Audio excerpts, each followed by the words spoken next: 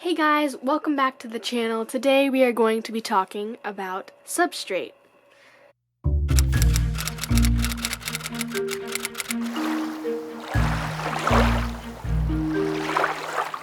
So, for turtle tanks, there are a couple different options for substrate.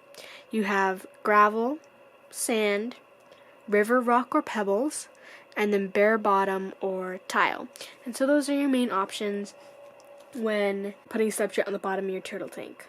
So I'll start with, in my opinion, the best ones, and then go to the not as good ones. I mean, they're still fine, they're just not as good.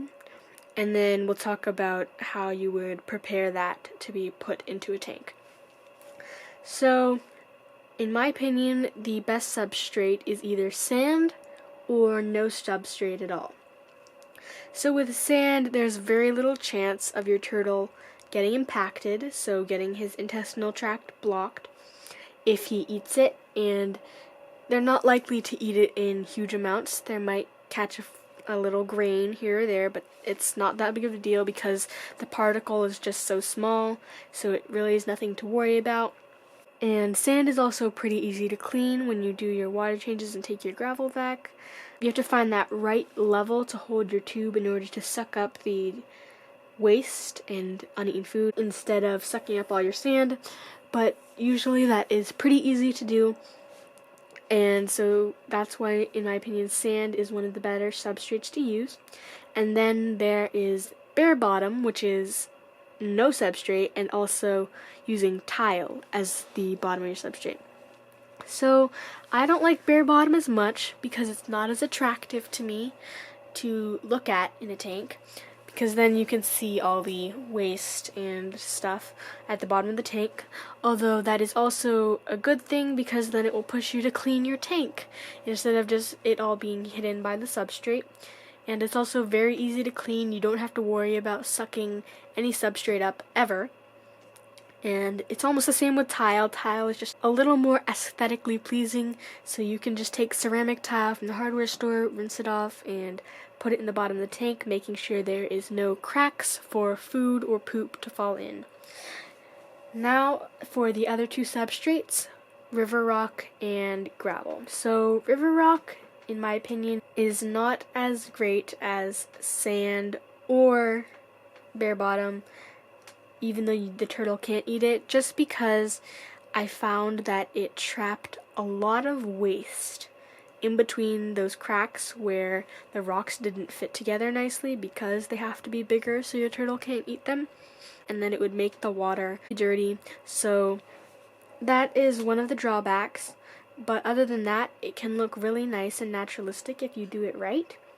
If you just do a little bit here and there, or even a mixture of sand and river rocks, and just get some larger rocks for actual decorations instead of a substrate, then river rocks are a good option. And then we have gravel. Gravel, for me, is a big no-no when it comes to turtles, kind of like leopard geckos and sand, just because there's a chance that your turtle will eat it when foraging for food at the bottom of the tank and cause him to get blocked in his intestinal tract, and I just don't want to take that risk. I've read about it happening too many times, I've seen it happening too many times, and I just don't want to take that risk. You can lessen it though by feeding your turtle in a separate container, which we will talk about later when we talk about feeding your turtle. I just don't want to take that risk of my turtle getting sick and having to deal with that headache. So that's why I really don't recommend anyone using gravel, just because there is that risk of it getting impacted. But otherwise, I mean, it's a pretty good substrate. It's also pretty easy to clean. The rocks usually are heavy enough that you can actually stick your gravel vacuum in there and it won't suck up all of your substrate. But just for that risk of impaction is why I wouldn't use it, and I wouldn't recommend it to others. So now let's talk about how you will prepare substrate to put it in the tank. So for all of them, you have to rinse them out, but I would say sand is the most labor intensive for rinsing out, because with pebbles and tile, mostly you can just give it a good 10-second rinse off, and with the pebbles just put them in a bucket and slosh it around with some water, and then dump out any dust that you might have, just so that it doesn't cloud the water. With gravel, pretty much the same thing as the pebbles. Put it in a bucket, rinse it around. You might have to rinse it for a little longer to get any dust out, but it's still not that difficult. And then there's sand. So first you have to make sure you get the right type of sand. If you get sand that is too fine, it'll really be just a big cloudy mess. And then to rinse it, you'll fill a 5-gallon bucket halfway, or fill a bucket halfway with your sand, and then you're going to take a hose to it, and this is the method I use. There's a couple other ways, which I'll mention in just a second.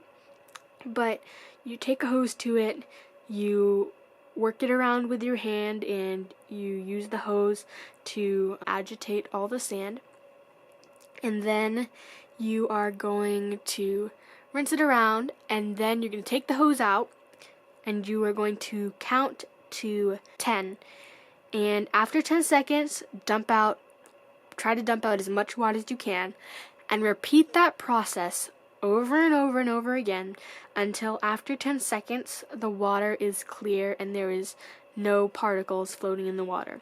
So this might take a while depending on the type of sand you use. If it's play sand, it might take you half an hour to 45 minutes, just because that play sand can be really dusty. And if it's something like actual aquarium sand, it might be a little less, but you should always wash your sand before you put it in your tank, unless you're okay with your tank looking kind of cloudy for a week or two, and possibly messing up your impeller in your tank, because the sand can actually grind that down if there is actual sand floating around in the water. So always best to rinse your sand. And a couple other methods to do this is, I've heard, I don't know how well it works, but you take sand and you put it in a pillowcase, I think that's what it was, and then you just shoot it through with water until the water runs clear. So that's another method to use. And then I think there was one where you did it in pantyhose, so pretty much the same thing. But yeah, that's about it for substrates. I hope you guys enjoyed this video and you're enjoying the series. Leave a comment below what type of video you'd like to see next. Please like, comment, subscribe, do all those things, and I will see you guys next week. Have a great day.